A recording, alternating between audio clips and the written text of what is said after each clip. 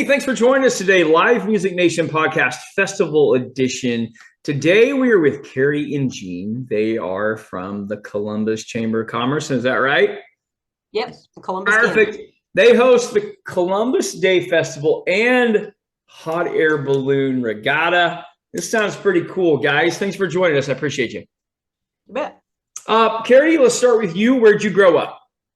Right here in Columbus, Kansas, born and Wow. raised. Can't beat that. Jean, what about you? Where'd you grow up? I was born here. I was gone for 15 years working for in the airline industry and then returned back to my hometown. So you ladies just run your town. Let's just be honest about it. You guys just run the show. I know how it works as it goes through. Okay, let's jump in here a little bit. Tell us a little bit about Columbus, Kansas.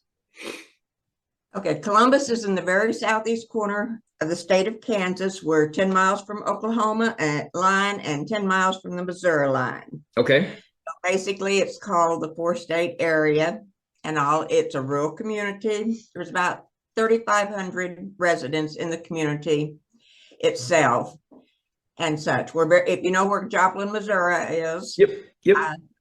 We're very close to Joplin. Okay. All right. A lot of hunting and fishing possibilities is what we bring in. Most of our visitors come in for that possibilities. All right. We're the only one in this area that does hot air balloons. And also that gives us a very unique thing that people from all over come in for. Yeah.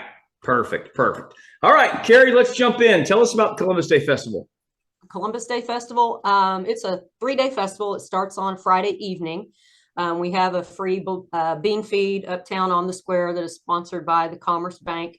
After that takes place, we go out to the launch field, and on Friday nights we do what's called a balloon glow, where the balloons will set up. They don't take off, but at dusk they all fire their burners and it illuminates the envelopes really pretty.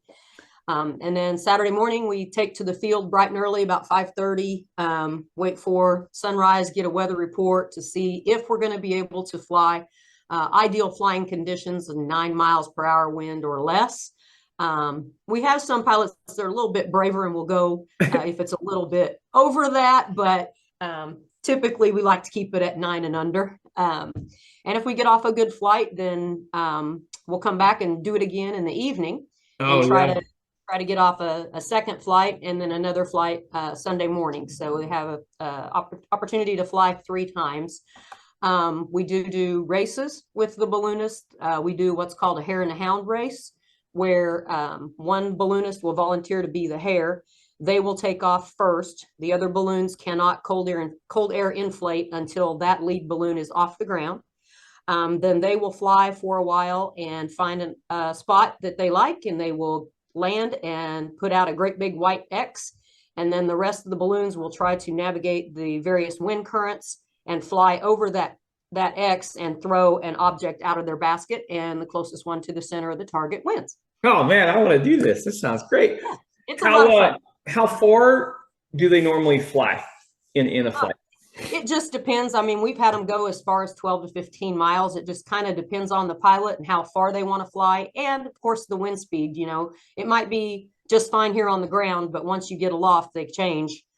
So you never know. We've had them take off real slow and then hit an altitude, and then they're off like a shot. Do they have any control of where they land? Like what if they land in, some farmer's field and he doesn't want them there? We've had that happen. Okay, I just wondered, yeah.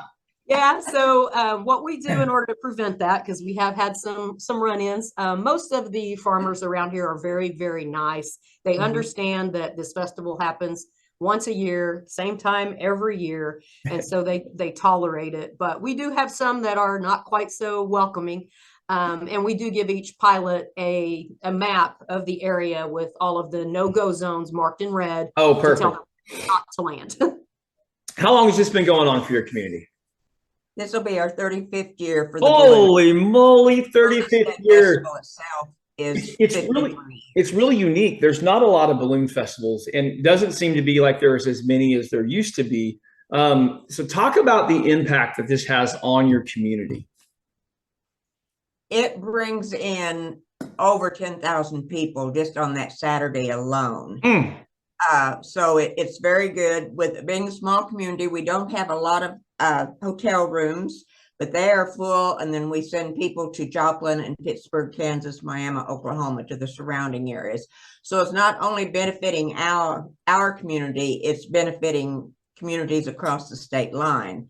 For And sure. of course, all those people are leaving there, are buying food, gas, go to our restaurants and such, and just really enjoying themselves. Because so many of them do come from the city and they don't spend a lot of time in rural America, Yep. but our community is very, very open and loves to have those people here each year. What? The actual festival is all day on Saturday, and we have a lot of activities that go on downtown on the square.